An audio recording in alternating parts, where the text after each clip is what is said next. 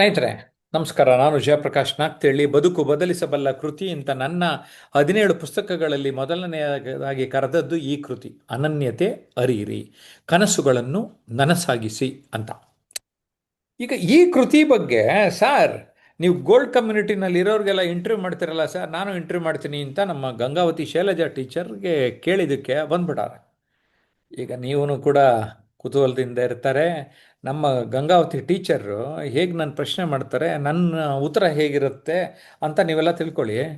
ಆಮೇಲೆ ನೇತ್ರಾವತಿ ಕಟ್ಟೇರಿ ಸ್ವಾಮಿ ಕೂಡ ವಾಚ್ ಮಾಡ್ತಾ ಇರ್ತಾರೆ, ಅವರ ಅನಿಸಿಕೆ ಹೇಳ್ತಾರೆ. ಅದಾದಮೇಲೆ ನೀವೇನು ಮಾಡಬೇಕು ಗೊತ್ತಾ? ನಮ್ಮ ಯೂಟ್ಯೂಬ್ ಚಾನಲ್ ಇನ್ನೂ ಸಬ್ಸ್ಕ್ರೈಬ್ ಮಾಡಿಲ್ಲ ಅಂದರೆ ಸಬ್ಸ್ಕ್ರೈಬ್ ಮಾಡಿಬಿಟ್ಟು ಲೈಕ್ ಮಾಡಿ, 4-6 ಜನಕ್ಕೆ ಫಾರ್ವರ್ಡ್ ಮಾಡಿ, ಕಾಮೆಂಟ್ ಮಾಡಿಬಿಡಬೇಕು. ಇಷ್ಟೇ ನಾನು ಕೇಳೋದು. ಸೊ ಜಯಪ್ರಕಾಶ್ ನಾಗ್ತಿಹಳ್ಳಿ ಮತ್ತು ಟ್ರಾನ್ಸ್ಫಾರ್ಮೇಷನ್ ಅನ್ಲಿಮಿಟೆಡ್ 2 ಯೂಟ್ಯೂಬ್ ಚಾನಲ್ಗಳಿದೆ. ಅದನ್ನು ಸಬ್ಸ್ಕ್ರೈಬ್ ಮಾಡಿ ನೋಡ್ತಾ ಇರಿ. ನೀವು ಉದ್ಧಾರ ಆಗ್ಬಿಡ್ತೀರಾ. ನೀವು ಉದ್ಧಾರ ಆಗ್ಬೇಕಾ? ಸಬ್ಸ್ಕ್ರೈಬ್ ಮಾಡಿ. ಈಗ ವಿಷಯಕ್ಕೆ ಬರ್ತಾ ಇದ್ದೀನಿ. ಅನನ್ಯತೆ ಅರಿಯಿರಿ ಅನ್ನೋದು ನನಗೆ ಪ್ರಿಯವಾದಂತಹ ಒಂದು ವಿಷಯ.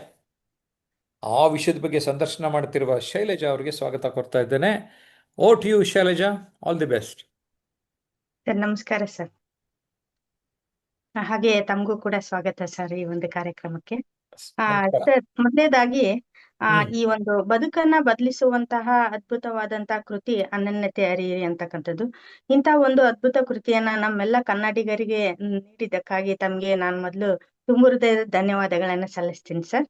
ನಮಸ್ಕಾರ. ಈ ಒಂದು ಕೃತಿಯಲ್ಲಿ ನನ್ಗೆ ಕೆಲವು ಪ್ರಶ್ನೆಗಳನ್ನ ಕೇಳ್ಬೇಕನ್ಸುತ್ತೆ ಸರ್. ಒಂದನೇದು, ಹ್ಮ್. ಅನನ್ಯತೆ ಅಂದ್ರೆ ಏನು ಸರ್ ತಮ್ಮ ಒಂದು?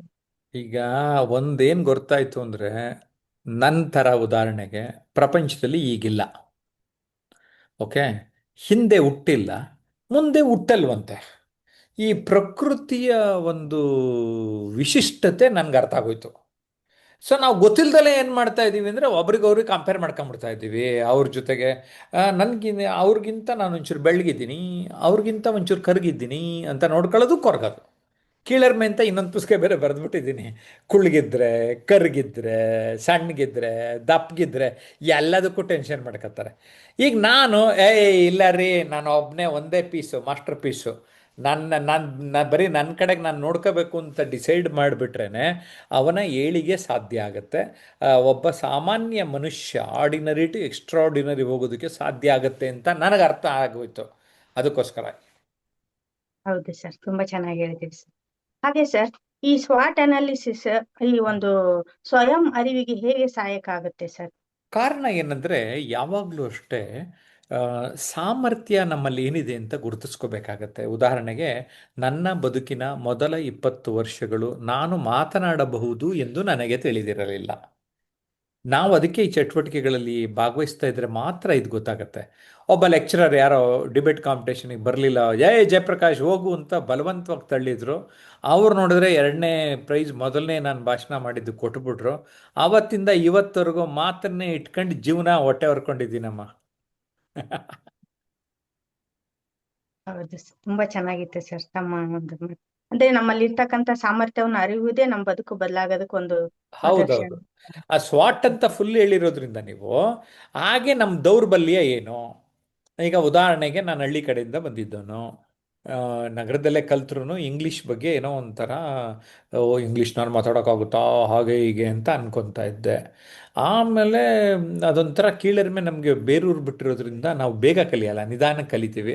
ಇವಾಗ ಏನು ಗೊತ್ತಾಗೋಗಿದೆ ಅಂದರೆ, ಮನ್ಸು ಮಾಡಿದ್ರೆ 2 ತಿಂಗಳು 3 ತಿಂಗಳಲ್ಲೇ ಕಲ್ತು ಬಿಡ್ಬೋದು. ಒಂಚೂರು ಧೈರ್ಯ ಮಾಡಿದ್ರೆ ತಪ್ಪೋ ಮತ್ತೊಂದೋ ಮಾತಾಡಬೇಕು ಅಂದರೆ ಮಾತಾಡ್ಬಿಡ್ಬೇಕು. ಇಂಪರ್ಫೆಕ್ಷನ್ ಇಸ್ ಪರ್ಫೆಕ್ಟ್ ಅಂತ ಗೊತ್ತಾಗೋಯ್ತು ನನಗೆ. ಈ ಶುರು ಮಾಡ್ಕೊಂಡ್ಬಿಡ್ಬೇಕು. ನಾವು ಶುರು ಮಾಡ್ಕೊಂಡು ಹೋದರೆ, ಈಗ ನೇತ್ರಾವತಿ ಇಂಗ್ಲೀಷ್ ಮಾತಾಡೋಕ್ಕೆ ಒಂದು ಸ್ವಲ್ಪ ಹಿಂದೆ ಮುಂದೆ ನೋಡ್ತಾ ಇರ್ತಾರೆ. ಗ್ಯಾರಂಟಿ ಕೊಡ್ತೀನಿ ನಾನು, 3 ತಿಂಗಳಲ್ಲಿ ಅವ್ರು ಮನಸ್ಸು ಮಾಡಿಬಿಟ್ರೆ. ಈಗ ಕಟ್ಟೇರಿ ಸ್ವಾಮಿ ಅವ್ರಿಗೆ ಭಾಷೆ ಪ್ರಾಬ್ಲಮ್ ಇತ್ತು. ಇವಾಗ ಅಣ್ಣ ಕವನ ಎಲ್ಲ ಬರೀತಾರೆ ಚೆನ್ನಾಗಿ, ಲೇಖನಗಳು ಚೆನ್ನಾಗಿ ಬರೀತಾರೆ, ಎಲ್ಲ ಭಾಷೆನೇ ಇಂಪ್ರೂವ್ ಆಗೋಯ್ತು. ಅಂದರೆ ನಮ್ಮ ದೌರ್ಬಲ್ಯ ಇದೆ, ಅದನ್ನು ಹೆಂಗೆ ಓವರ್ಕಮ್ ಮಾಡ್ತೀವಿ ಅನ್ನೋದು ಇಂಪಾರ್ಟೆಂಟು. ಜೊತೆಗೆ ಓ ಅಂದರೆ ಆಪರ್ಚುನಿಟಿ, ಇರೋ ಅವಕಾಶ ಎಲ್ಲ ಬಳಸ್ಕೊತಾ ಹೋಗ್ತಾ ಇರೋದು. ಈಗ ನೀವು ಗೋಲ್ಡ್ ಕಮ್ಯುನಿಟಿನಲ್ಲಿ ಇಂಟ್ರ್ಯೂ ಮಾಡೋ ಅವಕಾಶ ಇದೆ. ಈಗ 4-5 ಸರಿ ಬಳಸ್ಕೊಂಡಿದ್ದೀರಾ, ಅವು ಇನ್ನೊಬ್ಬರು ಬಳಸ್ಕೊಂಡಿಲ್ಲ. That's it. ಅವಕಾಶ ಬಳಸ್ಕೋಬೇಕು. ಮತ್ತು ಟಿ ಅಂದರೆ ಥ್ರೆಟ್ಸ್.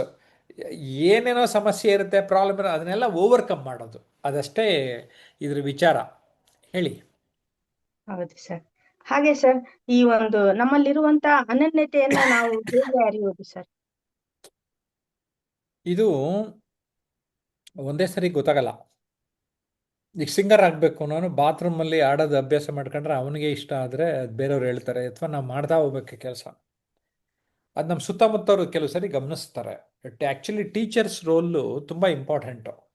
ನಾನು ಅದಕ್ಕೆ ಟೀಚರ್ಸು ಮಕ್ಕಳನ್ನ ಹಣೆ ಬರನೇ ತಿದ್ದುತ್ತಾರೆ. ಏನಕ್ಕೆ ಅಂದರೆ ಅವರು ಕೂಲಂಕುಷವಾಗಿ ಗಮನಿಸ್ತಾ ಇರ್ತಾರೆ. ಹೇ, ನಿನ್ನ ಹ್ಯಾಂಡ್ ರೈಟಿಂಗ್ ಸಖತ್ತಾಗಿದೆ ಅಂತ ಒಂದ್ಸರಿ ಬೆಂತಟ್ಟು ಹೇಳಿದ್ರೆ ಒಂಥರ ವಾವ್, ನನ್ನ ಹ್ಯಾಂಡ್ ರೈಟಿಂಗ್ ಇನ್ನೊಂಚೂರು ಚೆನ್ನಾಗಿ ಇಂಪ್ರೂವ್ ಮಾಡ್ಕೊಂಡ. ಹಾಡಿದ್ರು, ಓ ನೀನು ಸಖತ್ತಾಗಿ ಆಡ್ತೀಯ ನೀನು, ಹೇ ನೀನು ಇನ್ನೊಬ್ಬ ಗಾಯಕಿ ಹೆಸ್ರು ಹೇಳ್ಬಿಟ್ಟು ನೀನು ಹಂಗೆ ಮಾಡೋಕ್ಕೆ ಸಾಧ್ಯ ಅಂದ್ಬಿಟ್ರೆ ಆಗೋಗ್ಬಿಡುತ್ತೆ. ಸೊ ನಾವು ಅದ್ರ ಕಡೆಗೆ ಸ್ವಲ್ಪ ಓಪನ್ ಅಪ್ ಆಗಬೇಕು. ಆ ಓಪನ್ ಅಪ್ ಆಗೋಕ್ಕೇನು ಅಂದರೆ ಎಲ್ಲದರಲ್ಲೂ ಮಕ್ಳನ್ನ ಕಳಿಸ್ಬಿಡ್ಬೇಕು. ಮಕ್ಳಿಗೆ ಯಾವುದೋ ಒಂದು ಇಷ್ಟ ಆಗುತ್ತೆ, ಅದನ್ನು ಕಂಟಿನ್ಯೂ ಮಾಡಬೇಕು ಅಷ್ಟೇ. ಪ್ರತಿ ವ್ಯಕ್ತಿಯಲ್ಲಿರುವಂತಹ ಪ್ರತಿಭೆಯನ್ನ ಗುರುತಿಸೋದೇ ಅವರ ಅನನ್ಯತೆಯನ್ನ ಅರಿಯಲು ಸಹಕಾರಿಯಾಗುತ್ತೆ ಅಂತ ತುಂಬಾ ಚೆನ್ನಾಗಿ ಹೇಳಿದೆ ಸರ್. ಹಾಗೆ ಸರ್, ಈ ಒಂದು ಪುಸ್ತಕದ 2ನೇ ಅಧ್ಯಾಯದಲ್ಲಿ ಒಂದು ಮಾತು ಬರೆದಿದೆ ಸರ್, ಅದಿಷ್ಟ ಆಯ್ತು ಸರ್. ಪದಗಳನ್ನ ಬದಲಿಸಿ ಬದುಕೇ ಬದಲಾಗುತ್ತೆ ಅಂತ. ಇದ್ರ ಬಗ್ಗೆ ಇನ್ನೂ ಸ್ವಲ್ಪ ನಮ್ಗೆ ತಿಳಿಸ್ಕೊಡಿ ಸರ್. ಈಗ ನಾವು ಪಾಸಿಟಿವ್ ಅಫರ್ಮೇಷನ್ಸ್ ಅಂತ ಹೇಳ್ತೀವಿ, ಅದನ್ನು ಆಟೋ ಸಜೆಷನ್ ಅಂತ ಕೂಡ ಹೇಳ್ತೀವಿ. ಕೆಲವರು ಅದನ್ನು ಲಾ ಆಫ್ ಅಟ್ರಾಕ್ಷನ್ ರೂಪದಲ್ಲೂ ಹೇಳ್ತಾರೆ. ನಾನೀಗ ನಾನು ಬುದ್ಧಿವಂತ ಅಂದ್ಕೊಂಡ್ರೆ ನಾನು ಬುದ್ಧಿವಂತ ಅಂತಲೇ ಅಂದ್ಕೊಳ್ತೇನೆ. ನಾನು ಸುಂದರವಾಗಿದ್ದೇನೆ ನನಗದು ಕಲ್ಪನೆ ಮಾಡಿಕೊಂಡ್ರೆ ಅದು ಸಾಧ್ಯ. ಅಥವಾ ನಾನು ಏನು ಬಯಸ್ತೇನೆ ಅದನ್ನು ನಾನು ವಿಜುವಲೈಸ್ ಮಾಡೋಕ್ಕೆ ಆ ಪದಗಳು ಕಾರಣ. ನಾನು ಕಲಿಯುವ ಸಾಧ್ಯತೆ ಇದೆ, ಆದರೆ ನಾನು ಕಲಿಯೋಕ್ಕಾಗುತ್ತಾ ಅಂತ ಡೌಟಲ್ಲಿ ಹೇಳಿದರೆ ಕಲಿಯಲ್ಲ ನೀವು. ನಾನು ಇಂಗ್ಲಿಷ್ ಭಾಷೆಯನ್ನು ಚೆನ್ನಾಗಿ ಕಲಿಯುತ್ತೇನೆ ಅಂತ ಬರ್ಕೊಳ್ತೀರ. ನನ್ನ ಜ್ಞಾಪಕ ಶಕ್ತಿ ಚೆನ್ನಾಗಿದೆ, ನಾನು ಅನನ್ಯ, ನಾನು ವಿಶಿಷ್ಟ, ನಾನು ಎಕ್ಸ್ಟ್ರಾಆರ್ಡಿನರಿ, ನನ್ನ ಶಕ್ತಿ ಸಾಮರ್ಥ್ಯಗಳನ್ನು ಸಂಪೂರ್ಣವಾಗಿ ವಿನಿಯೋಗಿಸುತ್ತೇನೆ, ಈ ಥರ ಹೇಳೋದಕ್ಕೋ ನಾನು ದಡ್ಡ, ಪೆದ್ದ, ನಾನು ಉಪಯೋಗಕ್ಕಿಲ್ಲ ಅಂತ ನೀವೇನಾದ್ರು ಬಳಸ್ಕೊತಾ ಇದ್ರೆ ಅದು ಹಾಗೇ ಬಿಡ್ತೀರಿ. There is a great danger. ಅದಕ್ಕೋಸ್ಕರ ನಾವು ಏನಾಗಬೇಕು, ಆ ಪದಗಳಲ್ಲಿ ಆ ಶಕ್ತಿ ನಿಜವಾಗ್ಲೂ ಇದೆ. ಆ ಶಕ್ತಿ ಇಟ್ಕೊಂಡು ನಾನು ಇನ್ಫ್ಯಾಕ್ಟು ನೀವೇನು ಗುರಿ ಇದೆ, ಆ ಗುರಿ ಇದ್ದಾಗ ಆ ಗುರಿಯನ್ನು ಒಂದು ಚಾರ್ಟ್ ಥರ, ಒಂದು ವಿಷನ್ ಬೋರ್ಡ್ ಅಂತೀವಿ, ವಿಷನ್ ಬೋರ್ಡ್ ಥರ ನೀವು ಕ್ರಿಯೇಟ್ ಮಾಡ್ಕೊಂಡ್ಬಿಟ್ರೆ ಅದು ತುಂಬ ಸಾಧ್ಯ ಆಗುತ್ತೆ. ಈಗ ಯಾರೋ ಚಿತ್ರ ಬರೀಬೇಕು, ಈಗ ಚಿತ್ರ ಇವತ್ತು ನಾವು ರೆಕಾರ್ಡಿಂಗ್ ಮಾಡೋ ದಿನ ಇದು ಜನವರಿ 26,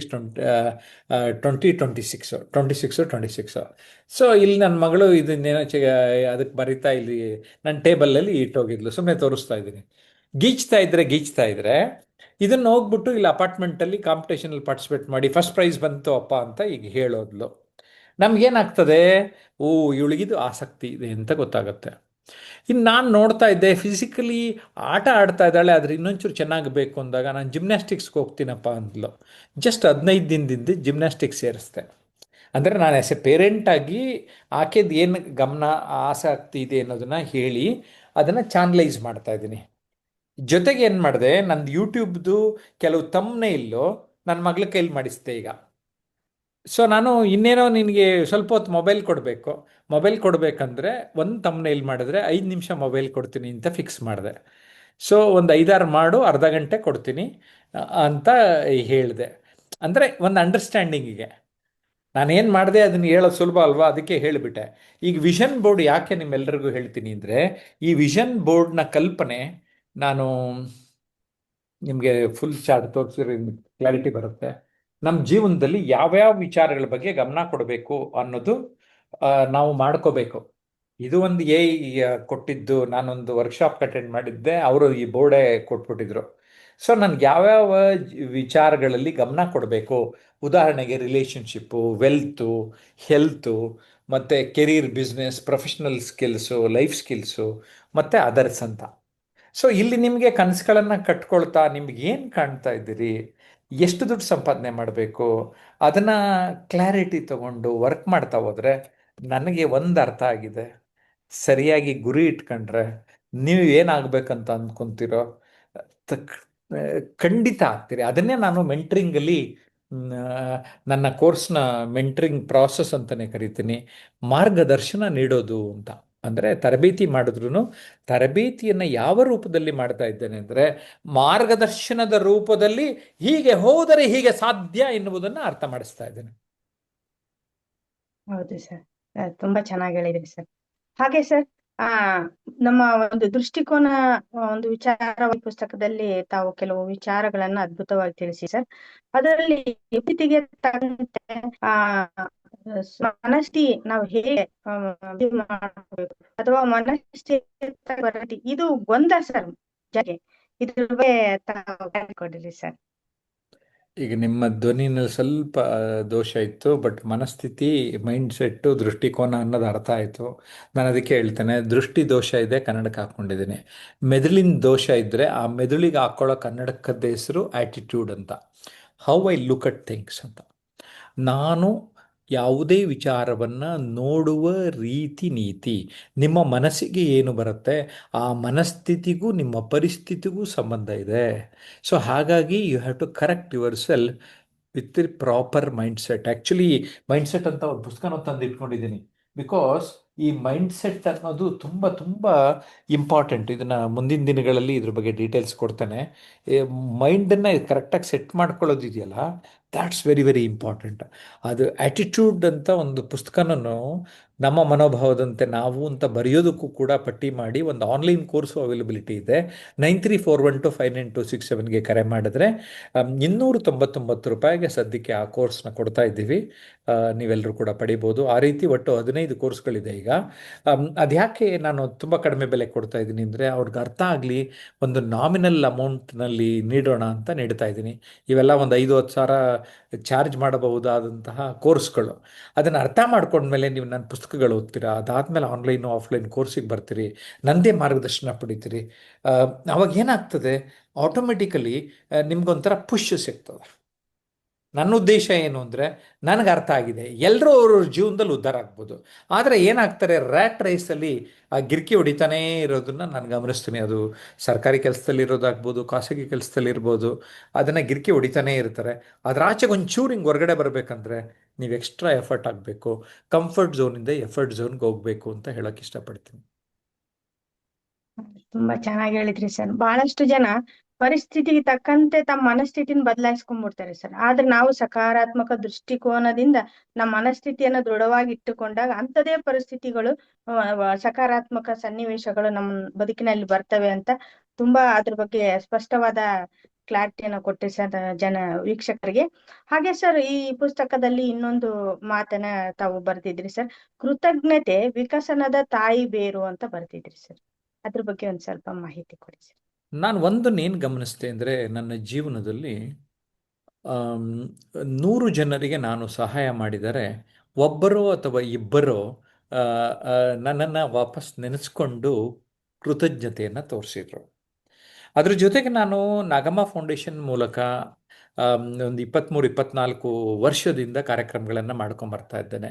ಇವತ್ತು ರೆಕಾರ್ಡಿಂಗ್ ಮಾಡ್ತಾ ಇರುವಂತಹ ಸಂದರ್ಭದಲ್ಲಿ ನಿಮ್ಗೇನು ಹೇಳಬೇಕಂದ್ರೆ, ನಾನು ಮೊದಲನೇದಾಗಿ ನಮ್ಮ ತಾಯಿ ಹೆಸರಿನಲ್ಲಿ ಪ್ರಶಸ್ತಿ ನೀಡಿದ SG ಸುಶೀಲಮ್ಮ ಪದ್ಮಶ್ರೀ ಪ್ರಶಸ್ತಿ ಘೋಷಣೆಯಾಗಿದೆ. ನನಗೆ ಆ ಕಾಲದಲ್ಲೇ ಆಕೆ ಸೇವೆ ಮಾಡಿದ್ದನ್ನು ನನ್ನ ಸ್ನೇಹಿತರಾದ ಮೊಹಮ್ಮದ್ ಅನ್ವರ್ ನನ್ನ ಗಮನಕ್ಕೆ ತಂದಿದ್ರು. ಈಗ ನಾನು ಸನ್ಮಾನ ಮಾಡಿರೋರಲ್ಲಿ 2ನೇಯ ಪದ್ಮಶ್ರೀ ನಮ್ಮ ವೇದಿಕೆಯಲ್ಲಿ ಗ್ರ್ಯಾಟಿಟ್ಯೂಡ್ನಲ್ಲಿ ಸನ್ಮಾನ ಮಾಡಿದವರು ದೊಡ್ಡದಾಗಿ ಸಾಧನೆ ಮಾಡಿತು. ಇನ್ನು ಈಗ ಯಾರು ಪದ್ಮಭೂಷಣ ಪ್ರಶಸ್ತಿ ಗಳಿಸಿದ್ದಾರೆ, ಶತಾವಧಾನಿ ಗಣೇಶ್ ಅವರು ನನಗೆ ಆತ್ಮೀಯರು. ಭಾರತೀಯ ವಿದ್ಯಾಭವನದಲ್ಲಿ 1-2 ವರ್ಷ ಒಂದು ಕಮಿಟಿನಲ್ಲಿ ಇಬ್ಬರು ಒಟ್ಟಿಗೆ ಕೆಲಸ ಆತ್ಮೀಯವಾಗಿ ಮಾಡ್ತಾ ಇದ್ವಿ. And both deserved these awards. ಅಂದರೆ ನನಗೆ 8 ಜನದಲ್ಲಿ ಇಬ್ಬರು ನನಗೆ ಗೊತ್ತಿದ್ದಾರೆ, ಪರಿಚಯ ಇರೋರು ಅಂತ ಹೇಳೋದಕ್ಕೆ ತುಂಬ ಖುಷಿ ಆಗ್ತದೆ.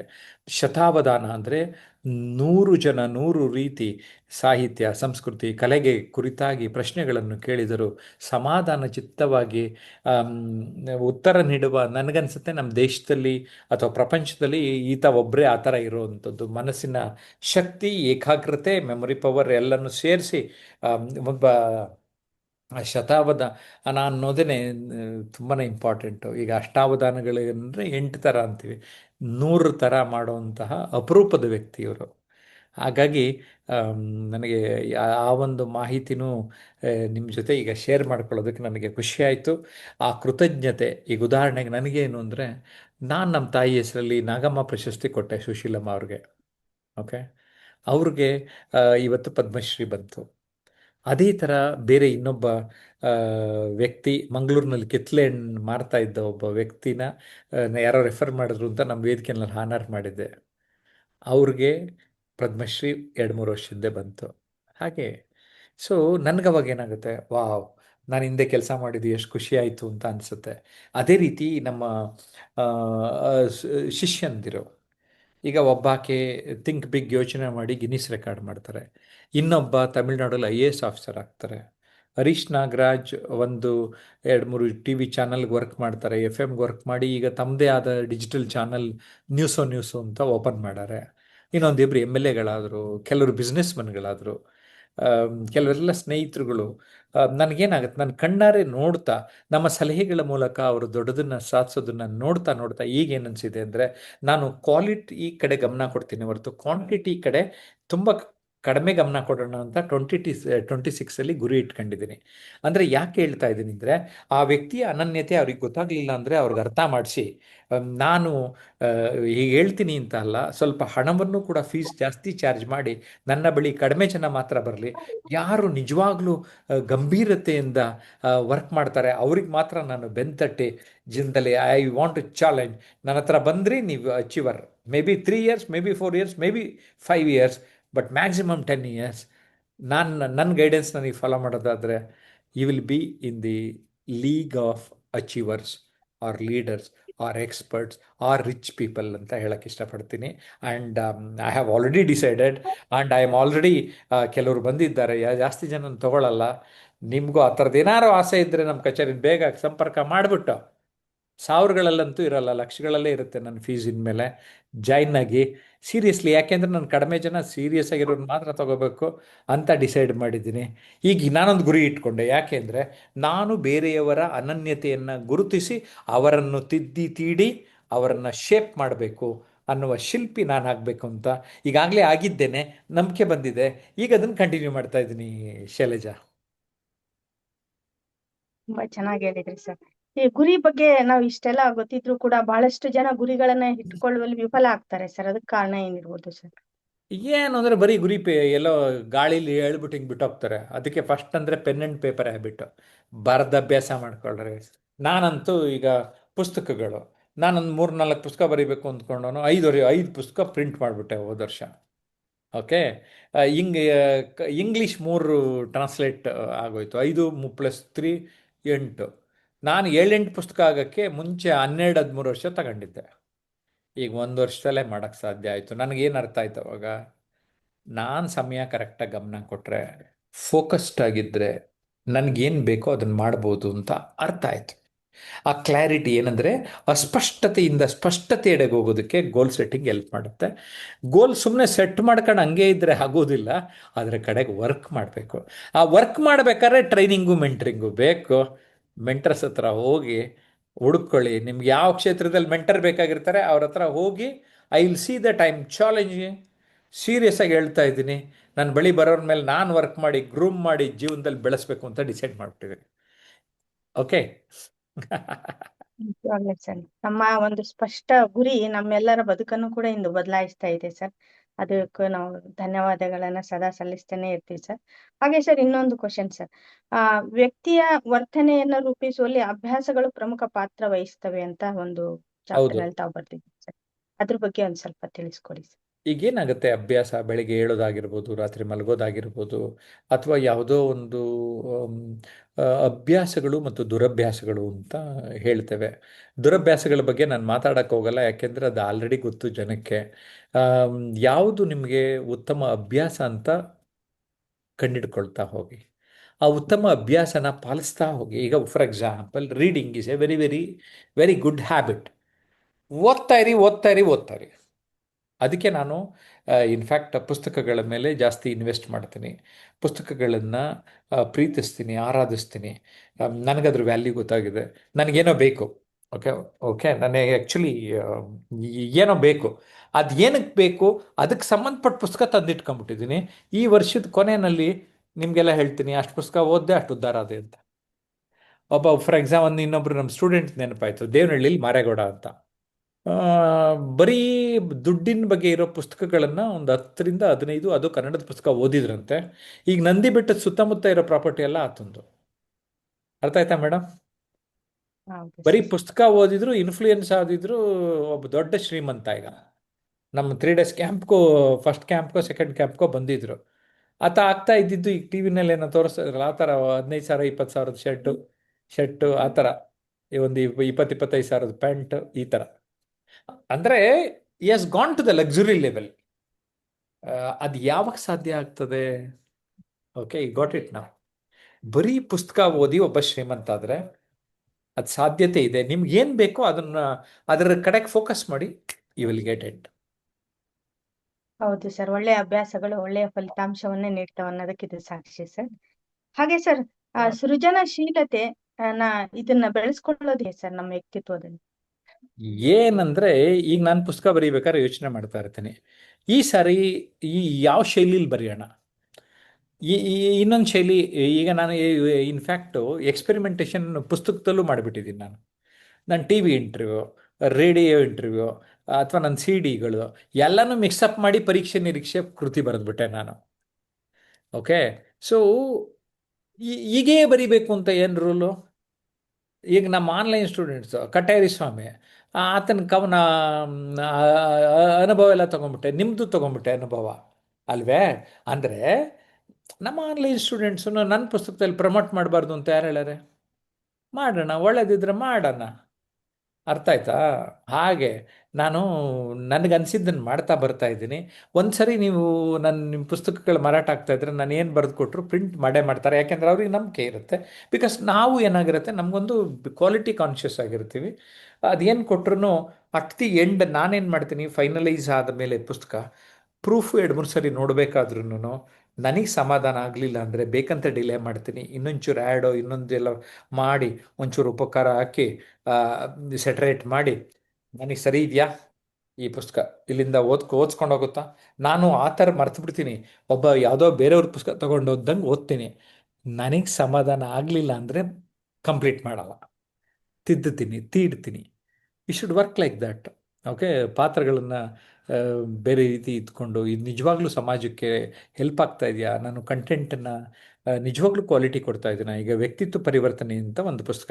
ಈ ವ್ಯಕ್ತಿತ್ವ ಪರಿವರ್ತನೆ ಆರ್ಟಿಸ್ಟು ಏನು ಮಾಡಿದ್ರು ಗೊತ್ತಾ? ಆರ್ಟಿಸ್ಟು ಚಿತ್ರ ಬರ್ಕೊಟ್ಟು 1 ವರ್ಷ ಆಗಿತ್ತು. ಆದರೆ ನಾನು ಅದು ಕಂಟೆಂಟ್ ಒಳಗಡೆ ಬರೆಯೋಕ್ಕೆ 1 ವರ್ಷ ತಗೊಂಡೆ. ಯಾಕೆಂದರೆ ಈ 36 ಮೆಟ್ಲು ಅಂತ ಕೊಟ್ಟಿದ್ದೀನಿ, 36 ಥರದ ಚಿತ್ರಗಳನ್ನು ಪ್ರತಿಯೊಂದಕ್ಕೆ. ಈಗ ಅಪಾಯಗಳಿಂದ ಸಾಹಸಗಳೆಡೆಗೆ ಅಂತ ಒಂದು ಚಾಪ್ಟರ್ ಹಿಂಗೆ ಓಪನ್ ಮಾಡಿದೆ ಅಲ್ವಾ? ಸೊ ಇದೊಂದು ಪುಸ್ತಕ, ನಾನು 17 ಪುಸ್ತಕದಲ್ಲಿ ಅನನ್ಯತೆ ಅರಿಹಿರಿ ಜೊತೆಗೆ ಇದೊಂದು ಪುಸ್ತಕ ಓದ್ಬಿಟ್ರು ನಿಮ್ಮ ಲೈಫ್ ಚೇಂಜ್ ಆಗುತ್ತೆ, ನಿಮ್ಮ ಹಣೆ ಬರ ಚೇಂಜ್ ಆಗುತ್ತೆ. ಅಷ್ಟು ಧೈರ್ಯ ರೀ ನನಗೆ. ಅಂದರೆ ನಾನು ಬೇಕಂತ ಪ್ರಿಂಟಿಗೆ ಕೊಟ್ಟರು ಓಲ್ಡ್ ಮಾಡಿ 1 year ಆದಮೇಲೆ ರಿಲೀಸ್ ಮಾಡಿದೆ. You got it? ಅಂದರೆ ನನಗೆ ಸಮಾಧಾನ ಆಗಬೇಕು ಫಸ್ಟು, ಆಮೇಲೆ ಬೇರೆಯವ್ರಿಗೆ. ನೋಡಿ, ಇದು ನಾನು ಹೇಳ್ತೀನಿ, ನನ್ನ ಮಾಸ್ಟರ್ ಪೀಸ್ ಅಂತ ಹೇಳ್ತೀನಿ.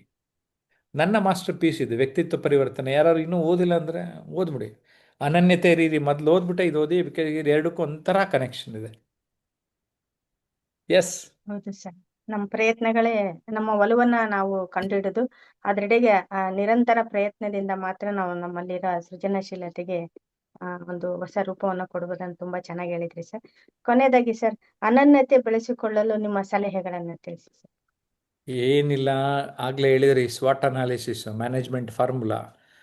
Strengthen your strengths. ನಿಮ್ದೇನು ಸಾಮರ್ಥ್ಯ ಇದೆ ಅದನ್ನು ವೃದ್ಧಿಸ್ಕೊಳ್ಳಿ.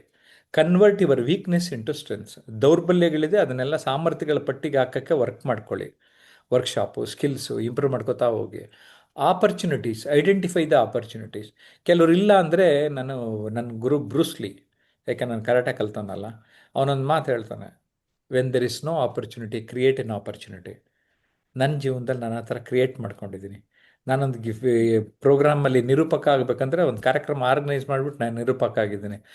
ಸೆಂಟ್ರ್ ಸ್ಟೇಜ್ ನಾನೇ ಅಧ್ಯಕ್ಷ ಆಗಬೇಕು ಅಂದರೆ ನಾನೇ ಆರ್ಗನೈಸ್ ಮಾಡ್ಕೊಂಡಿದ್ದೀನಿ. It's possible. I have done it in my life. ಅರ್ಥ ಆಯ್ತಾ? You can do it. ನಾವೆಲ್ಲ ಸುಮ್ಮನೆ ಎಲ್ಲ ಸಣ್ಣ ಸಣ್ಣದ್ರಲ್ಲೇ ಯೋಚನೆ ಮಾಡ್ತಾ ಇರ್ತೇವೆ. ನಮ್ಮ ಇರೋ ಒಂದು ಇದ್ರೊಳಗಡೆನೆ ವೇದಿಕೆ ಕ್ರಿಯೇಟ್ ಮಾಡ್ಕೋಬೇಕು, ಒಂಚೂರು ಜಾಸ್ತಿ ಜವಾಬ್ದಾರಿ ತಗೋಬೇಕು. You can do it. Threats, challenges ಯಾರಿಗ್ರಿ ಬರಲ್ಲ? ಕಾಲೆಳೆಯೋರು ಇರ್ತಾರೆ, ತಳ್ಳೋರು ಇರ್ತಾರೆ, ಅದುಮ್ ಕಾಕೋರು ಇರ್ತಾರೆ. ಅವ್ರಿಗೆಲ್ಲ ಉತ್ತರ ಬಾಯಿಲ್ ಕೊಡಬೇಡಿ. ನೀವು ಕೆಲಸ ಮಾಡಿ ಅಚೀವರ್ ಆಗಿ ಕೊಡಿ. ಆ ಅವಮಾನಗಳೆಲ್ಲ ನಿಮಗೆ ಸನ್ಮಾನಗಳಾಗಿ ಬದಲಾಗ್ತದೆ ಅಂತ ಹೇಳಕ್ ಇಷ್ಟಪಡ್ತೀನಿ. ತುಂಬಾ ಚೆನ್ನಾಗಿ ಹೇಳಿದ್ರಿ ಸರ್. ನಮ್ ಬದುಕು ಬದಲಾಗ್ಬೇಕಂದ್ರೆ ಮೊದಲು ನಮ್ಮಲ್ಲಿರುವಂತಹ ಒಂದು ಅನನ್ಯತೆಯನ್ನ ನಾವು ಅರಿಬೇಕಾದ್ರೆ ಒಂದು ವಿಶೇಷ ಒಲವಿರುವ ಕ್ಷೇತ್ರವನ್ನ ಅರಿತು ಅದರಲ್ಲಿ ನಾವು ದಿನನಿತ್ಯ ಕೆಲಸ ಮಾಡೋದ್ರಿಂದ ಅದಕ್ಕಾಗಿ ನಾವು ಆ ಓಕೆ. ಕ್ಷೇತ್ರದಲ್ಲಿ ಒಂದು ಪ್ರಾವೀಣ್ಯತೆ ಪಡೆಯಲು ಎಸ್. ಸಾಧ್ಯ ಅಂತ. Thank you Shailaja. ತಮ್ಮ ಸಂದರ್ಶನ ಆಮ್, ತುಂಬಾ ಚೆನ್ನಾಗಿತ್ತು. ನಮ್ಮ ನೇತ್ರಾವತಿ ಅವ್ರನ್ನ ಕೇಳ್ಬಿಡ್ತೀನಿ, ಹೇಗೆ ಅನ್ನಿಸ್ತು ಶೈಲಜಾ ಅವ್ರ ಸಂದರ್ಶನ ಅಂತ? ಶೈಲಜಾ ಮೇಡಮ್ ಅವರು ತುಂಬಾ ಚೆನ್ನಾಗಿ ಇದು ಪ್ರಶ್ನೆಗಳನ್ನು ಕೇಳುವುದ್ರ ಮುಖಾಂತರ ಪ್ರತಿಯೊಂದನ್ನು ಚೆನ್ನಾಗಿ ಕೇಳ್ತಾ ಬಂದ್ರು ಸರ್. ಒಂದೊಂದು ಭಿನ್ನವಾಗಿತ್ತು. ಅದೇ ತರ ನೀವು ಉತ್ತರ ಆನ್ಸರ್ ಕೊಡ್ಬೇಕಾದ್ರೂ ತುಂಬಾ ಅದ್ಭುತವಾಗಿ ಕೊಡ್ತಾ ಇದ್ರಿ ಸರ್. ಅದಕ್ಕೆ ತಕ್ಕಂತೆ ಅನುಗುಣವಾಗಿ ಇನ್ನ ಕೇಳ್ತಾನೆ ಇರಬೇಕು ಇನ್ನ ಅಂತೇಳಿ ಆ ತರ ಅಂದ್ರೆ ಅನನ್ಯತೆ ಅರಿಯಿರಿ, ಇದು ಪ್ರತಿಯೊಬ್ಬರು ಬದುಕಿಗೂ ಬೇಕಾದಂತ ಒಂದು ಮೌಲ್ಯ ಜ್ಞಾನ ಅಂತ ಹೇಳಕ್ ಇಷ್ಟಪಡ್ತದೆ ಸರ್. ಧನ್ಯವಾದಗಳು. ತುಂಬಾ ಚೆನ್ನಾಗಿ ನಡೀತು ಕಾರ್ಯಕ್ರಮ. ಓಕೆ, ಕಟ್ಟೇರಿ ಸ್ವಾಮಿ, ಹೇಗಿತ್ತು ಇಂಟರ್ವ್ಯೂ? ನಮಸ್ತೆ. ಅನನ್ಯತೆ ಅರಿಯಿರಿ ಈ ಒಂದು ಪುಸ್ತಕದ ಬಗ್ಗೆ ಇವತ್ತು ತುಂಬಾ ಚೆನ್ನಾಗಿ ಇಂಟರ್ವ್ಯೂ ಮಾಡಿದ್ರು. ಆ ಒಂದು ಪುಸ್ತಕದ ಬಗ್ಗೆ ಹೇಳೋದಾದ್ರೆ, ನಾನು ಆ ಪುಸ್ತಕವನ್ನ ಈಗಾಗಲೇ ಓದಿದ್ದೀನಿ. ಸಾಕಷ್ಟು ಒಂದು ವ್ಯಕ್ತಿತ್ವ ಪರಿವರ್ತನೆ ಆಗ್ಬೇಕಂದ್ರೆ ಆ ಪುಸ್ತಕ ನಿಜವಾಗ್ಲೂ ಓದ್ಬೇಕು ಸರ್. ಪರಿಣಾಮಕಾರಿಯಾದ ಇಂಟರ್ವ್ಯೂ ಅಂತ ನಾನು ಹೇಳಕ್ ಇಷ್ಟಪಡ್ತೇನೆ ಸರ್. ಧನ್ಯವಾದ. Okay, thank you very much. ಸ್ನೇಹಿತರೆ, ನಮ್ಮ ಗೋಲ್ಡ್ ಕಮ್ಯುನಿಟಿನಲ್ಲಿ ಈ ರೀತಿ ಸಂದರ್ಶನಗಳನ್ನು ನಮ್ಮ ಸ್ಟೂಡೆಂಟ್ಸ್ಗೆ ಅವಕಾಶ ಮಾಡಿಕೊಡ್ತಾ ಇದ್ದೀನಿ. ನಿಮ್ಗೆ ಹೇಗೆ ಅನಿಸುತ್ತೆ? ನಿಮಗೂ ಏನಾದರೂ ಈ ಥರ ಬರಬೇಕು, ಕಲಿಬೇಕು, ಮಾತಾಡೋದು ಕಲಿಬೇಕು, ಕಮ್ಯುನಿಕೇಷನ್ ಸ್ಕಿಲ್ ಕಲಿತು ಲೀಡರ್ಶಿಪ್ ಕ್ವಾಲಿಟೀಸ್ ಇಂಪ್ರೂವ್ ಮಾಡ್ಕೋಬೇಕು ಅನ್ನೋದಿದ್ರೆ 9341259267ಗೆ ಕರೆ ಮಾಡಿ. ಪುಣ್ಯ ಕಟ್ಕೋಬೇಕು ಅಂತ ಅಂದರೆ ಈ ವಿಡಿಯೋನ 4-6 ಜನಕ್ಕೆ ಫಾರ್ವರ್ಡ್ ಮಾಡಿ. ಹಿಂದೆ ಏನೇನೋ ಅಂತ ಇದ್ರಲ್ಲ, ಫಾರ್ವರ್ಡ್ ಮಾಡಿದ್ರೆ ಪುಣ್ಯ ಬರುತ್ತೆ ಅಂತ. ಇವತ್ತು ಆಧುನಿಕ ಕಾಲದಲ್ಲಿ ಜನರೇಷನ್ ಝಡ್ಡು ಜಯಪ್ರಕಾಶ್ ನಾಕ್ತಿಹಳ್ಳಿಯವರ ವಿಡಿಯೋಗಳನ್ನು ಫಾರ್ವರ್ಡ್ ಮಾಡಿದ್ರೆ ಹೊಸ ಪುಣ್ಯ ಬರುತ್ತೆ ಅಂತ ನಾನು ಈಗಾಗಲೇ ದೇವ್ರಿಗೆ ಕೇಳ್ಕೊಂಡಿದ್ದೀನಿ. ದೇವರು ತಥಾಸ್ತು ಅಂತ ಹೇಳಿದೆ. ನಿಮ್ಗದು ಬೇಕು ಅಂದರೆ ಆ ಥರ ಮಾಡಿ. ಜೊತೆಗೆ ಕಾಮೆಂಟು ಮಾಡಿಬಿಟ್ರೆ ಒಂಥರ ಬೈಂಡಿಂಗು. ಸೀರಿಯಸ್ ಆಗಿ ಹೇಳ್ತೀನಿ, ನಿಮ್ಮ ಯೂನಿಕ್ನೆಸ್ ಗೊತ್ತಾಗ್ತದೆ. ಏನಂತೀರಿ? ನಗು ಬರ್ತಾ ಇದೆಯಾ? ನಗೋದಲ್ಲ, ನಿಜವಾಗಿ ಹೇಳ್ತಾ ಇದ್ದೀನಿ. ನನ್ನ ಮಾತಲ್ಲಿ ಸತ್ಯ ಇದೆ, ಸತ್ವ ಇದೆ. ಓಕೆ.